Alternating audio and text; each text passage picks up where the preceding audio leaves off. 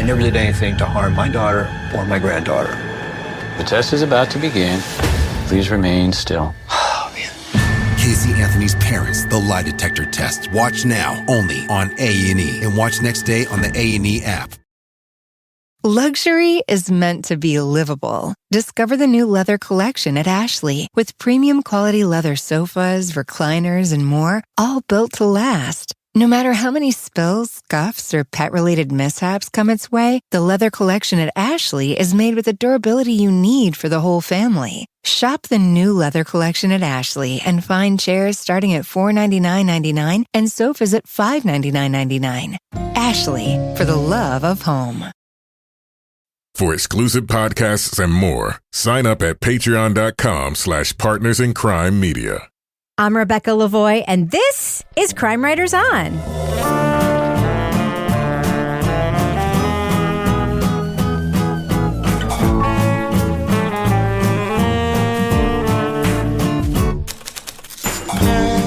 Crime Writers On is the original true crime review podcast that digs into true crime, pop culture, other podcasts. And on this episode, life coaches say they'll help you achieve clarity, fortune, and happiness. But who are they, and what are they really selling? We'll review Season 3 of The Dream. Joining me to get that done and more is true crime author, TV journalist, and host of These Are Their Stories podcast, my husband and love of my life, Kevin Flynn. Hello, Kevin. Hello, Rebecca. Also with us is private investigator, certified pet detective, resident cat lady, and author of the Piper Green series of cozy mysteries, Laura Bricker. Hey, Laura. Hey, Rebecca, do you want to be my life coach? Actually, yes. I'm just going to throw it out there, Laura. I do want to be your life coach. Okay? Awesome. Great. I feel like there's a lot of potential here for me to just excel now. Okay. And finally, our resident doubting Thomas, author of the City Trilogy of novels, host of Strange Arrivals, and our Patreon Deep Dive Book Club podcasts, Toby Ball. Hey, Toby. Hey, Rebecca. If you became Laura's life coach, does that mean like you could get like a white Mini Cooper? Sure. That I have to pay for myself? Yeah, you pay for it yourself. Yeah. Yes. The license plate that says Bricky. Yeah. So, Bricky's coach. Bricky's coach. Yeah. But I will say there have been times where I have sort of felt like Laura's life coach, and I've really enjoyed it. I've really, really enjoyed it. Yes. I am a person that people sometimes call for advice about things. You are. You're very good. So I'm half joking, but I'm half serious because you are very good. And you're certainly better than the horoscope app on my phone that I think might be written by ChatGPT. I will say this podcast did inspire me to offer my services out to the world. Like, you know, how much should I, like maybe, I don't know, like Cameo style, $500 an hour. Yeah. If any listeners out there want to pay me $500 an hour to give advice, I'm really fucking good at it. Just chat me up. All right. So, Kevin, this is obviously Thursday's podcast. It is. I think. What is happening on next Monday's show? Coming up on Monday, we're going to be talking about the new series from HBO. It's called Savior Complex. All right. Well, I can't wait to talk about what we're talking about in this podcast. So I want to get right to it with no delay. Is that all right with you, Kevin? It's all right with me. All right. Let's go ahead and drop that first clip right now. Let's do it. To get out of this thicket of absolute mindfuckery, I need a guide, an objective guide, someone who isn't trying to heal my childhood trauma or help me communicate what I'm thinking. I've got that covered.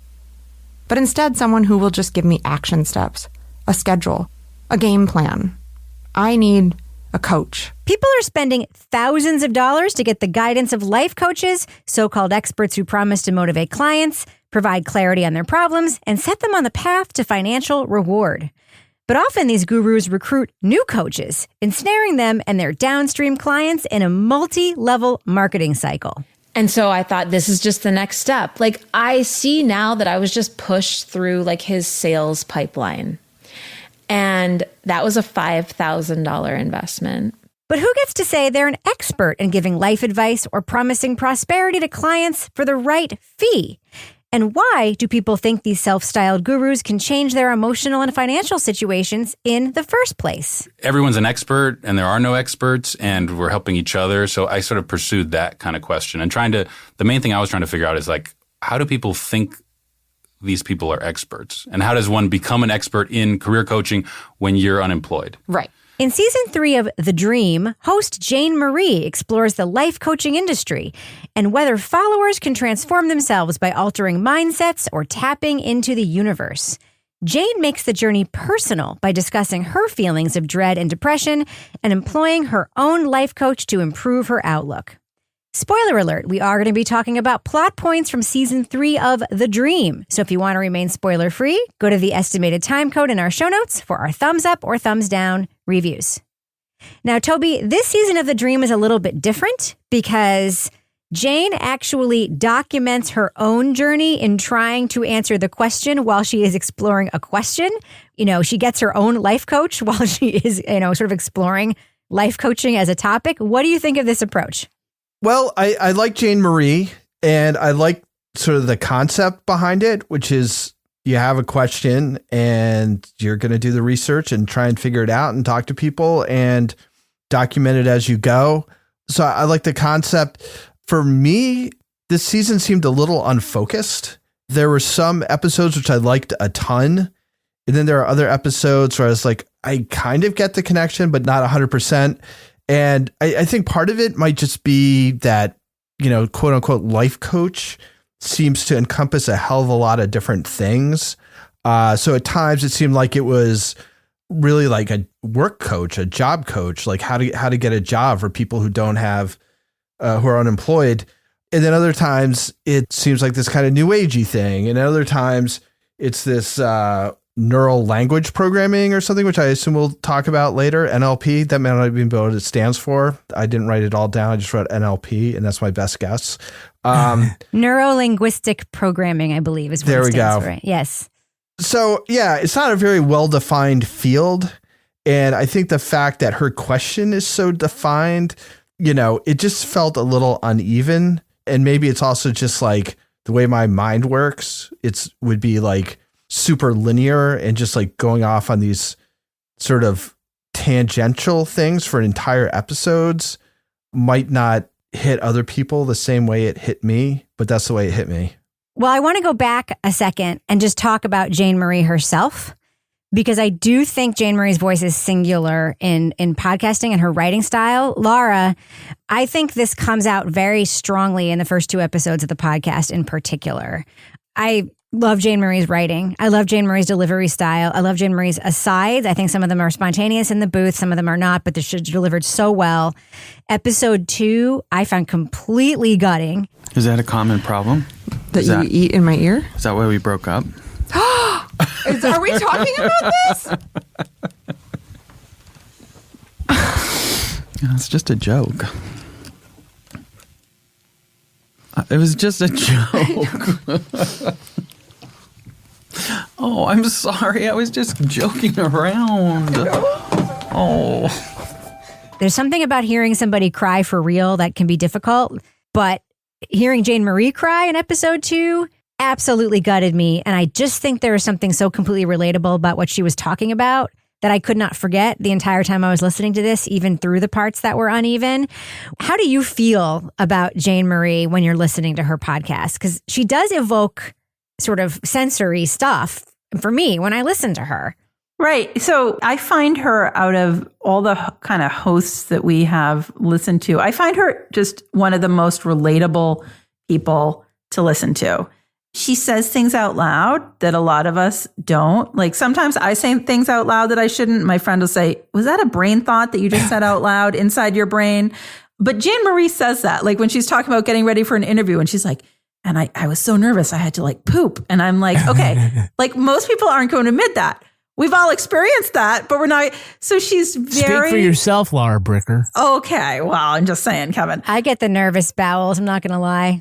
Not before interviews, but before other things. Yeah. She's just super honest, but she does everything in a way that is relatable and funny and conversational. And that comes through in her interviewing style. I think because of the way that she is able to sort of ease into things in this low-key, kind of snarky, funny approach, she's able to then ask people things that are pretty hard conversation topics. And in a lot of cases, not put the people totally on the defensive when she asks those questions because of the way that she's built up to them by sort of inserting her own personality into the conversation. So I love, like you said, Rebecca, these first 2 episodes, it's her personal journey. I feel invested. I can relate to her desire to hire a coach. I can relate to that feeling of wanting somebody, aka Rebecca Lavoie. No, I'm just kidding. $500 an hour, Laura. And guide you. Like when you're feeling stuck, I think there's a certain type of personality that you feel like, God, I just wish somebody would like coach me through this. And I think that comes through. And so those first 2 episodes, very strong. And then we'd have these asides where I lost that personal human connection because we're talking about like John Henry and like this other stuff that to me, I was just like interesting, but took me away from the narrative that I was engaged in, which was the Jane Marie narrative, because it was very real. It was very relatable, especially when she has her real life breakup. Yeah. Kevin, when I told you how upset episode 2 made me, did I taint your experience of it? No. I mean, episode 2, it's very raw, quietly powerful. It's sad to see her in such pain about her life and her breakup. It's real on tape. You don't have to go into like this list of things that happened to her since COVID. You know, she never blames Dan or herself for where she is or for their breakup.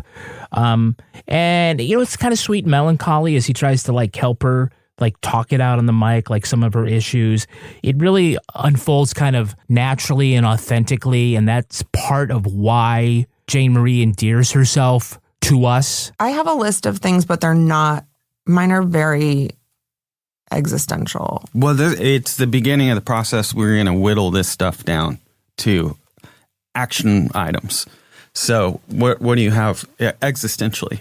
Big picture. Oh, big picture? You want to go big? Okay. Yeah, I mean, I feel like, let's think big and then we'll see what we can do about it. I want to talk, for an hour just about the way that she talks and she writes. She reminds me, she's the closest to Dan Taberski.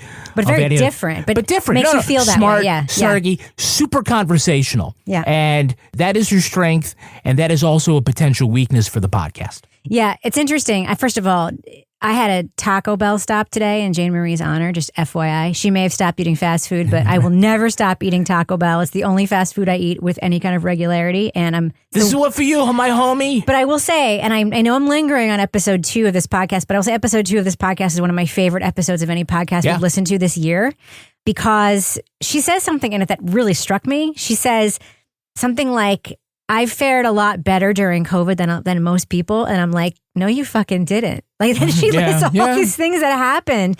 And it's like so unbelievably sad. And it also speaks to like the human, and especially I think like women in particular, our unwillingness to like admit like when we're not doing fucking okay. Mm-hmm. And then just hear sort of like that one moment where she just like loses it when Dan, her former partner, just says that tiny thing about, like, is that why we broke up? And like, that's the straw. The fact that was caught on tape and that she decided to use it in the show, and maybe like Peter Clowney, the editor or whatever, had to talk her into it. I don't know, but it was such a great choice to use that in the show. And I'll say, I have I have similar issues with some of the podcasts as you guys do, although I think maybe I loved it maybe a little more than you guys did. If the show should have had more of that. And more scam stuff. I mean, that's sort of my take on it right now. One of the things that I want to talk about, Laura, is the MLM to coach pipeline.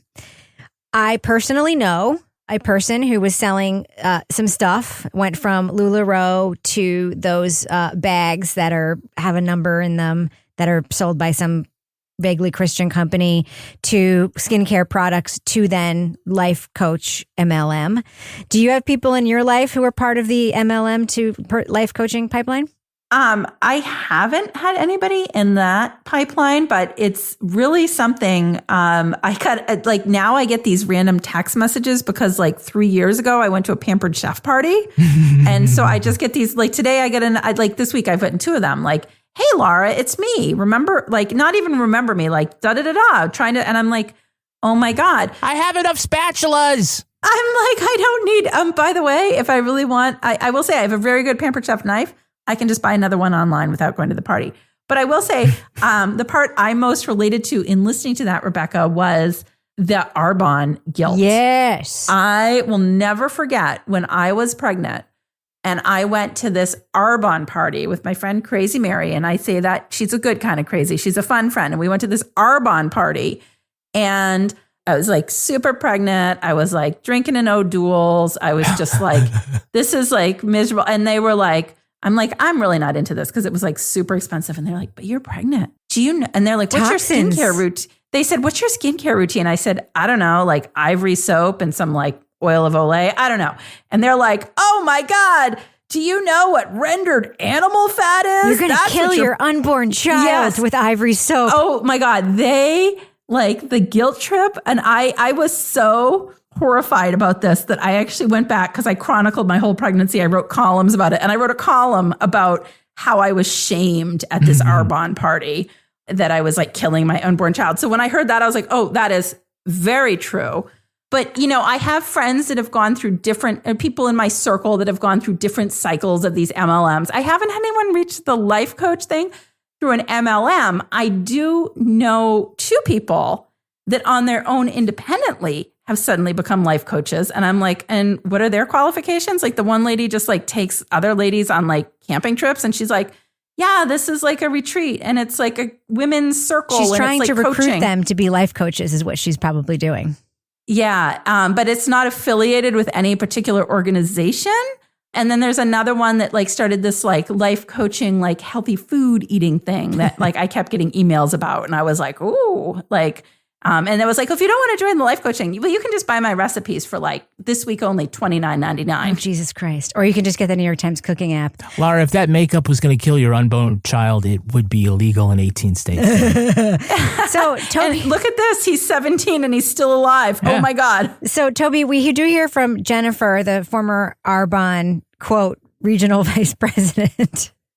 And you know, Jane Marie already did a season about MLMs. We do get like some insight from her because she did get sucked into this life coaching company. But one of the amazing things, just to stick with Arbonne for a second, that I learn is that when you get to the level where you get the Mercedes, you have to lease it yourself with your own credit. And you have it forever, even if you stop being an Arbonne consultant, and it's got Arbonne on the car, and you got to like keep making those payments. It's not like Mary Kay where they take the car away, and it's not like that. And it has to be white, like it's your car. It's your car. They're just like, you've earned it now, but it's your car. You have to go to the Mercedes dealership and lease it yourself. That was wild to me. It's weird. They reimburse her for like some of the cost, but not all of it or something. Correct. Yeah, that sounds awesome. It just sounds in keeping with all this shit, which is Laura was like, oh, where did they come off being life coaches? Well, that's the thing. It's like, you don't really need anything, right? I mean, there's no certification process. It doesn't seem to me. I mean, it seems like you're mostly marketing yourself, right? And then there's a certain amount of it is when you actually connect with a person who you're coaching, like Jane talks to about her coach. You get a little bit of this, which is weird because I thought maybe this was going to be a larger part of the whole story of her journey was her own personal life coach. But she seems like insightful and stuff, but in a way, like this is another, I wish she'd spend a little more time on this because I thought it was really interesting that her life coach, this woman, Jessie, one of 2 Jessies in this story. Good Jessie and bad Jessie. Yeah, exactly. Who Jane really likes, but is much more kind of like new agey. Yep. Than Jane. And Jane actually sort of comes across as being the kind of person who wouldn't have a ton of time for new agey stuff. So I thought that was kind of an interesting dynamic, that whether that adds something to her advice or whether Jane's able to look past it to get sort of what kind of connects with her or whatever. I thought that was a super interesting dynamic, which kind of sort of is left there without much examination, which I would have really liked to have heard like what her thoughts are about like, how is this working for me? Because on paper, it doesn't seem like it's a great match, but in fact, it is. Kevin, one of the all-time great scenes in this podcast is when Jane is shopping for life coaches online. Oh, yeah. And she can't even get through watching that one guy's video. Because it's like, Ready to call in your holy shit, is this real life? Oh, let's just watch the video. What's up, legend? No. I'm Dan Mendelow.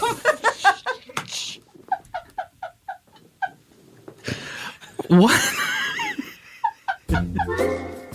I mean, I don't do that when you join Patreon. Oh. I say, hello, lover. No, I don't say that. That's worse, right? No, hello. it isn't. We're not new agey at all. We're not woo-woo behind the Patreon firewall at all. No, we could be, though. We do give life advice on our podcast, Married with Podcast. And Rebecca we don't and I, even pretend to be experts. We don't. Well, I don't know. We seem pretty sure of ourselves. Yeah, pretty confident.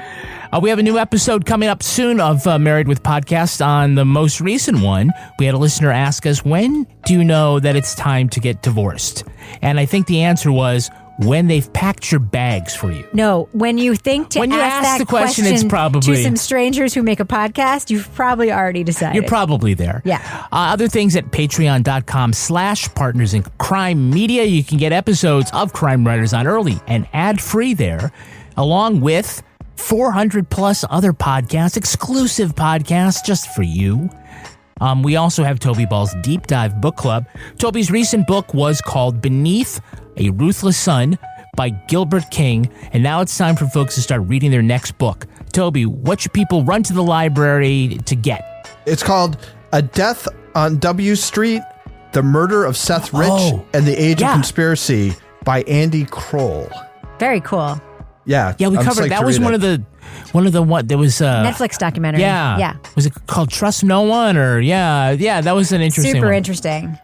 We also have Laura Bricker's Leave It to Bricker. Now, Laura, in the last episode, it was sort of an emergency episode because Laura had this other thing planned. And there was a big scandal in Quaint AF Exeter. And it was whose dog was taking these giant shits and leaving them all over downtown. Now, Laura, you teased that was part 1 of 2. I got to ask, is the next episode going to be a follow-up to that, or are you saving that and we've got the thing about the goats? And I can't believe I'm saying this. Is it the dog shit or is it the goats eating poison ivy? Is it the dog shit or the goats? I mean, this is just totally my life. I have to tell you, I'm going to give you a spoiler here. Yeah. That the dog pooper, we believe that the word is out, that I am on the case. There has been no poop now for a week after many mad pooping episodes. And the prime suspect, I actually saw it by happenstance. Last weekend, as I was coming out of my office. You took a video. I took a video. Yeah. I hid by the bookstore. Steph at the bookstore was like, oh my God, I can't believe this. I said, Steph, holy shit. He's at the tree that is the poop tree. And then the pooper picked it up. And we're like, we think the word has gotten. So either way, the word has gotten out. But I am still on the case because today, as I was leaving my office to get a snack before taping, I did encounter just a random bag of dog poop stuck on the hood of somebody's car. So someone left it on the hood of the car? Yeah. Oh my God. So okay. I am on the case. I don't know if it's going to be dogs or goats, but you can just rest assured that whatever it is, it's going to be very vintage Laura Bricker that's coming your way. Okay, I can't make a better case for Crime Writers on Patreon than all this. Yeah. All right. We know a lot of you have tried Patreon. Come back to us if you were with us and for reasons that you couldn't support us anymore. Get rid of Paramount Plus. Join us. Yes. You don't need that. You don't need Peacock. Yellowstone is lame. Come back and watch us. Yeah, once you finish that up, you could do that. Lastly, we have... I know Yellowstone is lame because I'm watching season 5 right now for binge work. watching it, yeah. And it's fucking terrible. Elsewhere, we've got a new episode of These Are Their Stories out, and this episode is a classic SVU episode from early on. This is Diane Neal before she became a cast member playing Casey Novak. This was the episode where she played a suspect where there were 3 women who raped a male stripper. First male rape victim with female perps. That adds up to a lot of attention, doesn't it, Counselor? I am not interested in that. He is the first man to come forward. The statute for rape 1 was changed in January, Detective. So all of that you can get. Again, These Are the Stories comes out every other Wednesday. All these other great podcasts available on Patreon. And also, Thursday means it's time for the newsletter. So sign up at crimewriterson.com. You can get our newsletter for free. It has Crime Writers On behind the scenes, Cat of the Week, Tweet of the Week. We're going to add Crime of the Week. We're going to put it all in there so you can get caught up on all your Crime Writers On stuff. All right, so Kevin, before we end the business section, do we have any Patreon patron saints of the week this week? Our Patreon patron saints are Joan McGee Qualls and Lindsay Erickson. Nice. Bless you. Joan and Lindsay, thank you so much for supporting us on Patreon. Thanks for everyone for listening to the business section and muscling through it. And yeah, if you used to belong to our Patreon and want to come back, give us a try. There's lots of good stuff back there. All right, Kevin, does that end the business section? Thus ends the business section. I'm going to go ahead and fade that music out right now. I never did anything to harm my daughter or my granddaughter. The test is about to begin. Please remain still. Casey Anthony's Parents, the lie detector test. Watch now, only on A&E. And watch next day on the A&E app.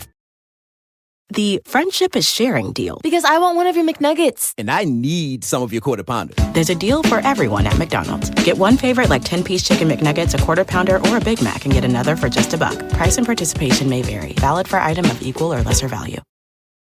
Luxury is meant to be livable. Discover the new leather collection at Ashley with premium quality leather sofas, recliners, and more, all built to last. No matter how many spills, scuffs, or pet-related mishaps come its way, the leather collection at Ashley is made with the durability you need for the whole family. Shop the new leather collection at Ashley and find chairs starting at $499.99 and sofas at $599.99. Ashley, for the love of home.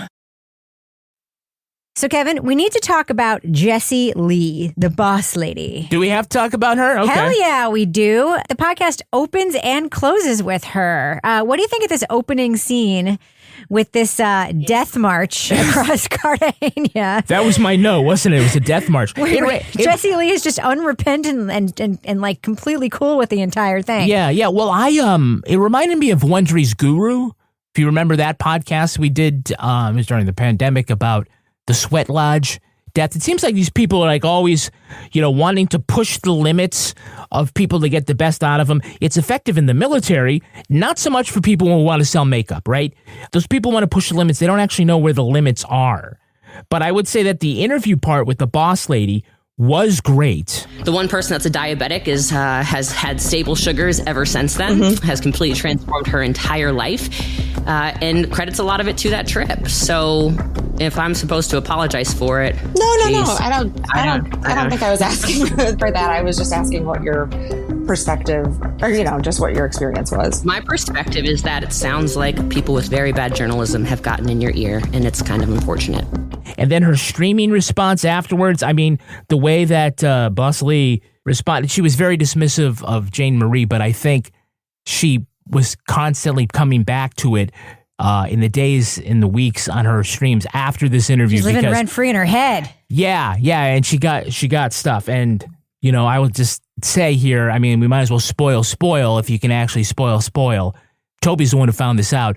Jane Marie talks about how she wants to kind of pull the punches with her because she knows that she has cancer and she feels kind of guilty going after her. But she does have that one funny line about, I hope she's not the kind of person whose thoughts don't manifest and make her cancer worse or whatever. Well, I mean, she did pass away last month. Eek. After episode 1, but before the final episode. And the thing is that she refused chemotherapy and instead treated her cancer by drinking juices and doing sit-ups to treat her colon cancer. And I think that kind of tragically demonstrates the quality of her advice, which is so misguided to begin with. But I actually thought that was a really great interview and a great way to kind of finish the podcast. Although I'll say sort of a caveat, we listened to a screener that was published that we got before the woman died. So just a little caveat that we might be talking about something that doesn't make the final cut.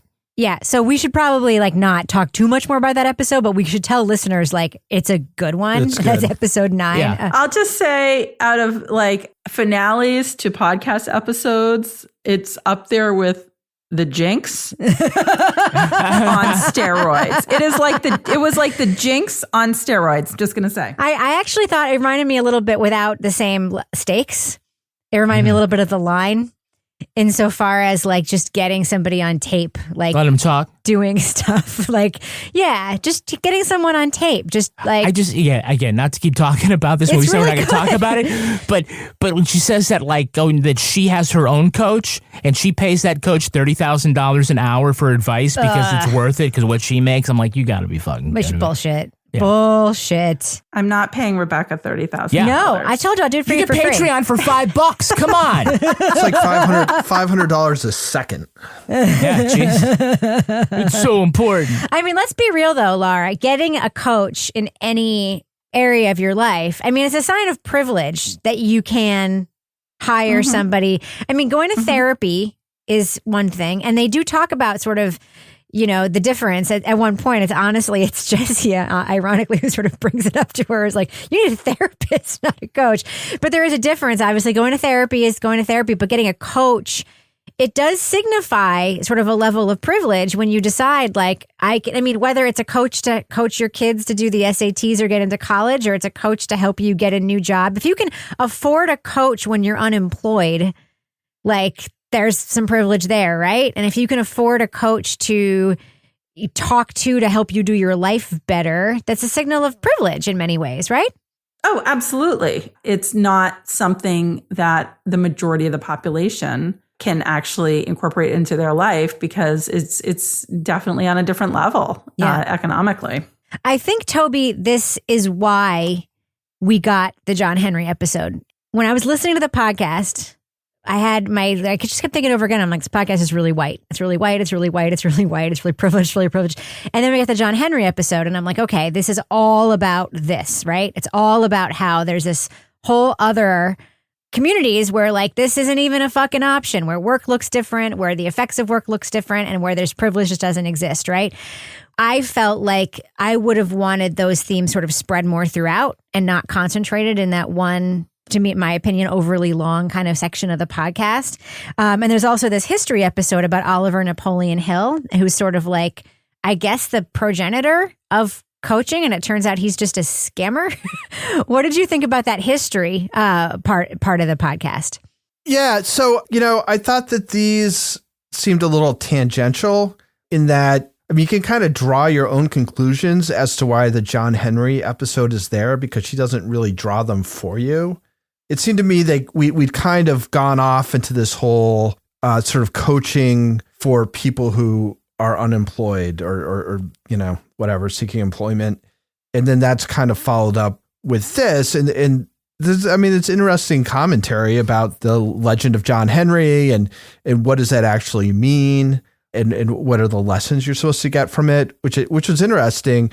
But just as far as being about personal coaching, like, I didn't quite get that. And there was an earlier episode where I think it's coming up in the season of the dream or whatever, where they do have a couple voices saying something about how there are structural issues that you can't address by, instead of saying, but saying, however, or whatever the fuck that guy was trying to get her to do. Yeah.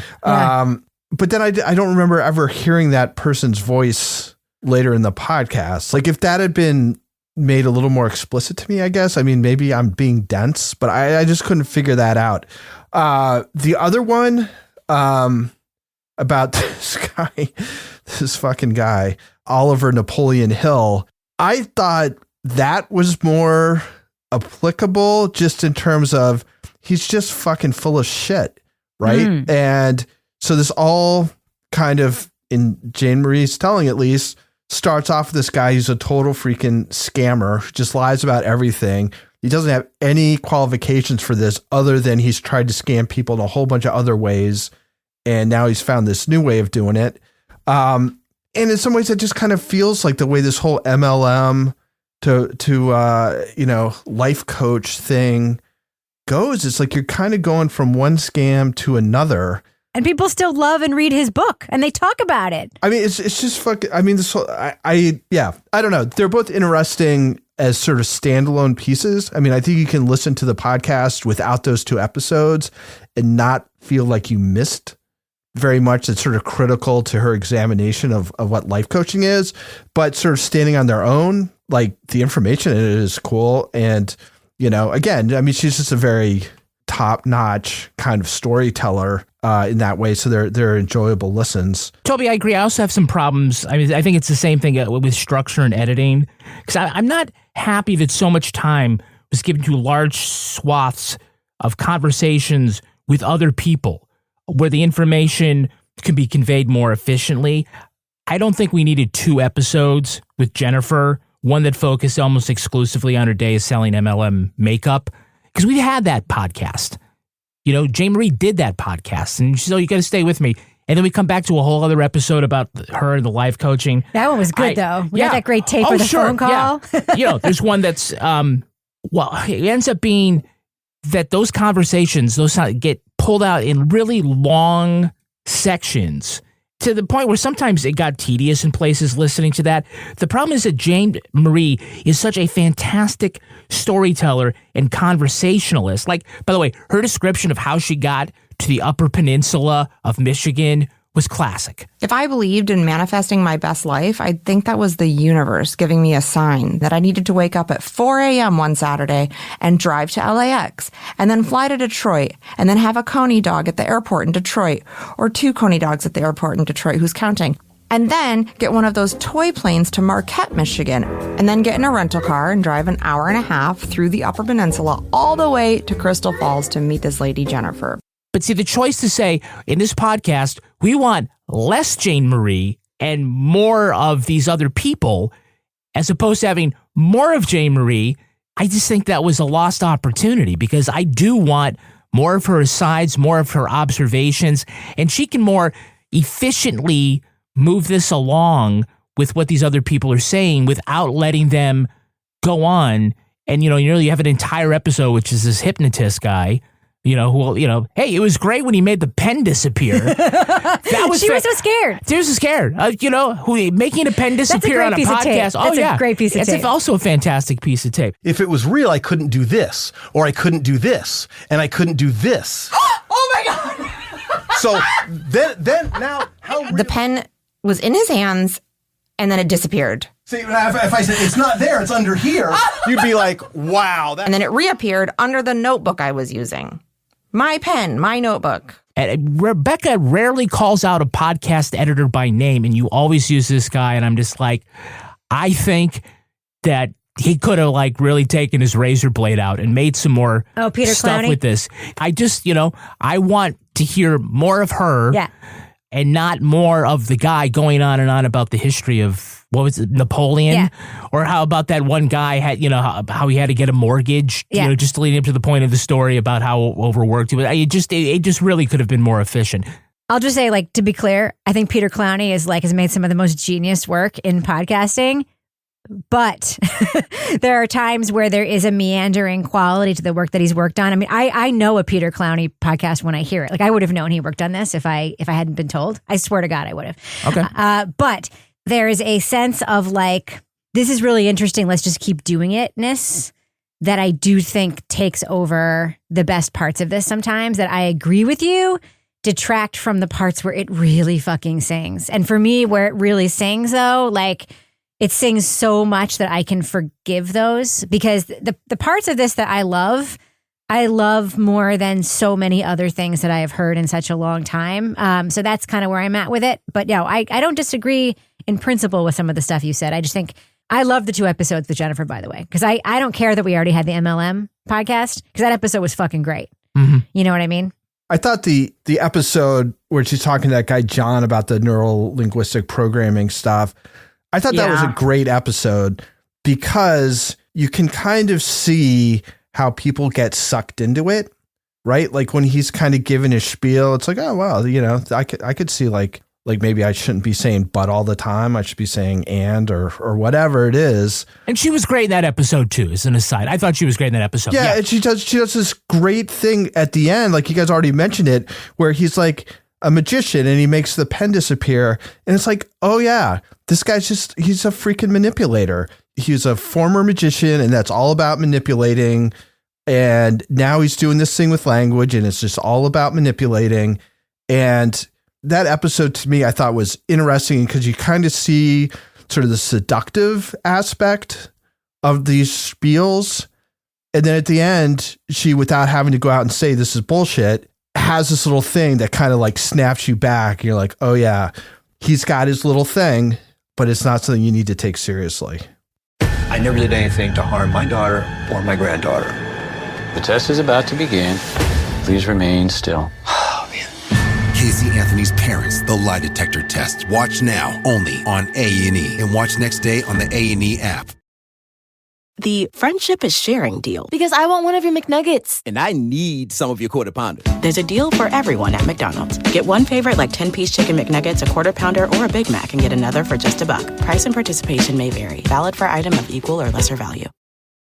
Luxury is meant to be livable. Discover the new leather collection at Ashley with premium quality leather sofas, recliners, and more, all built to last. No matter how many spills, scuffs, or pet-related mishaps come its way, the leather collection at Ashley is made with the durability you need for the whole family. Shop the new leather collection at Ashley and find chairs starting at $499.99 and sofas at $599.99. Ashley, for the love of home. All right, let's do what we do. Let's let our listeners know, should they check out season 3 of The Dream? Laura Bricker, what do you think? Thumbs up or thumbs down for season 3 of The Dream?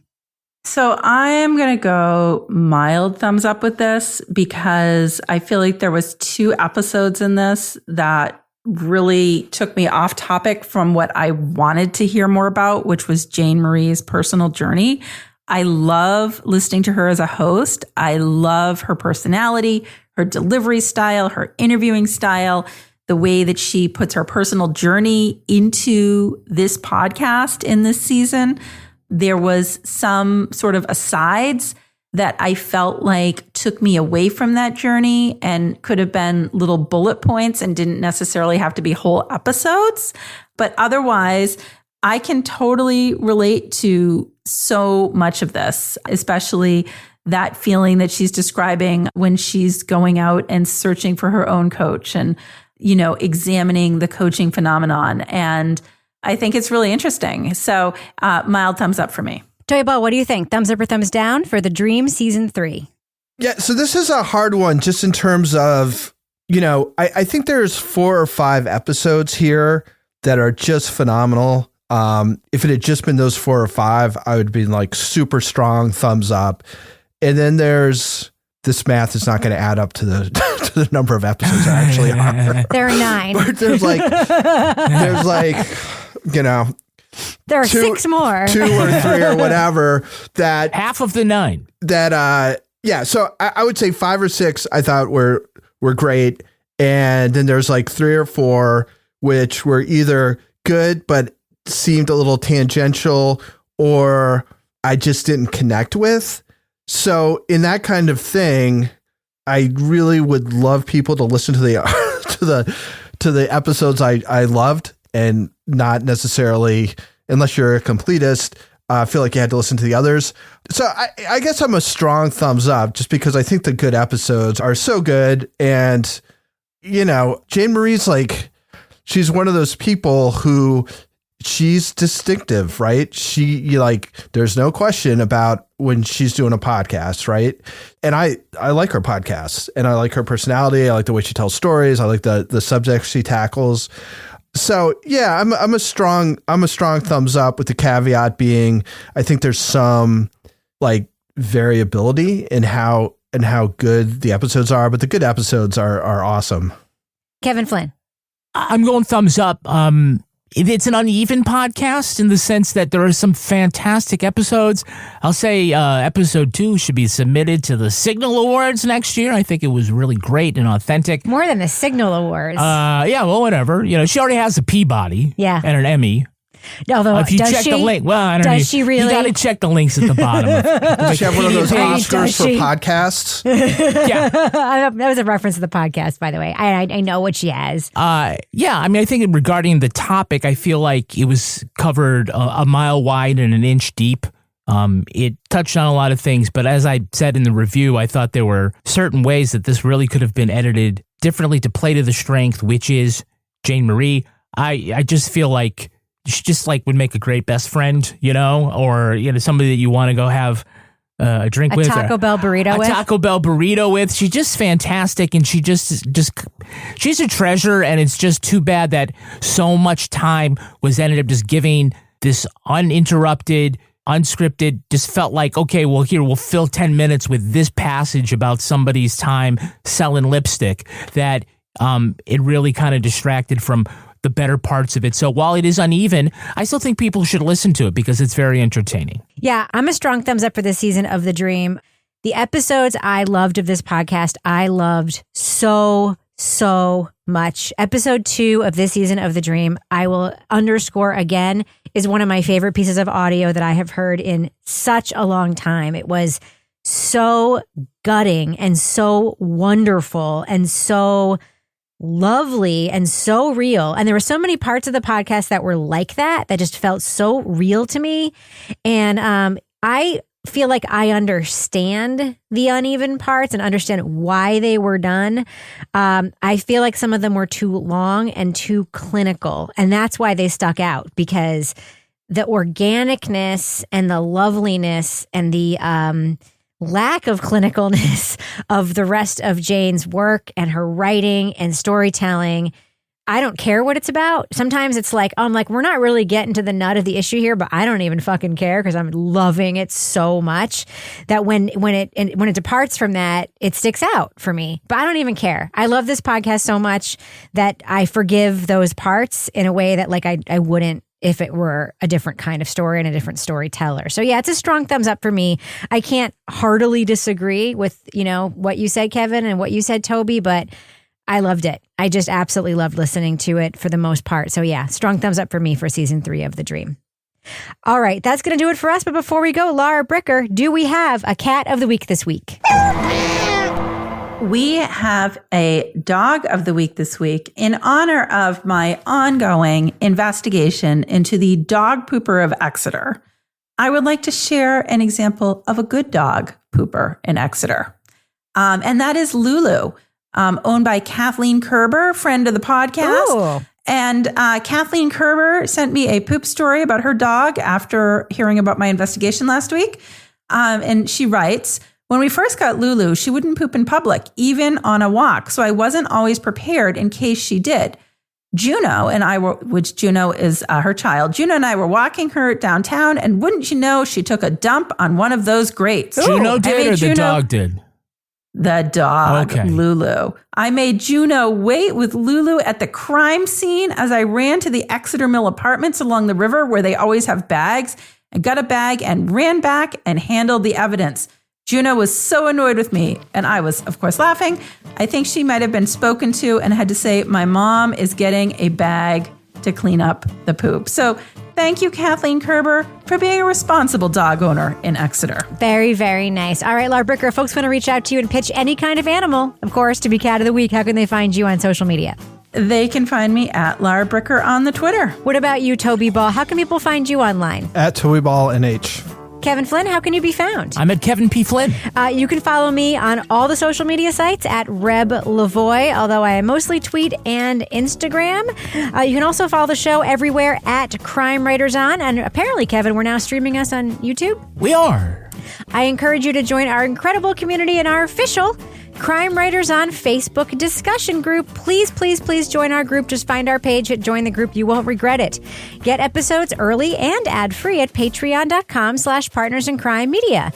You'll also get the Crime Writers On After Show, Married with Podcast, Laura Bricker's Leave It to Bricker podcast, and Toby Ball's Deep Dive Book Club podcasts. Our theme song was composed and performed by Ty Gibbons. Our line editor is the wonderful, wonderful Livy Burdett. The executive producer of this program is Kevin Flynn.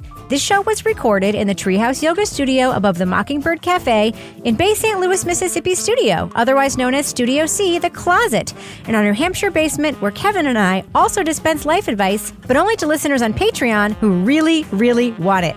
On behalf of all the crime writers, thanks so much for listening. We will catch you later.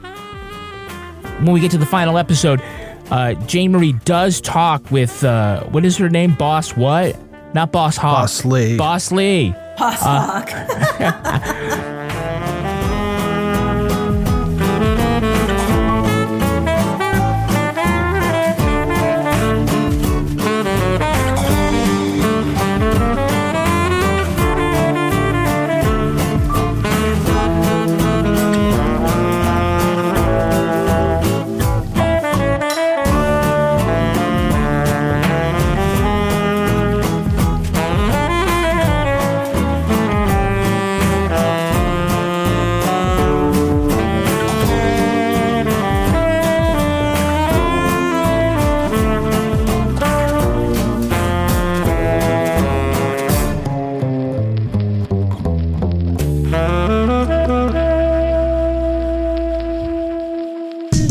Partners in Crime Media.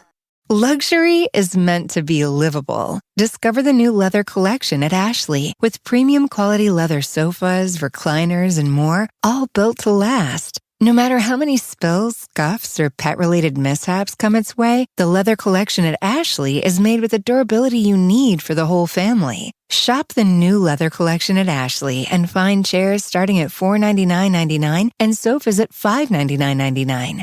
Ashley, for the love of home.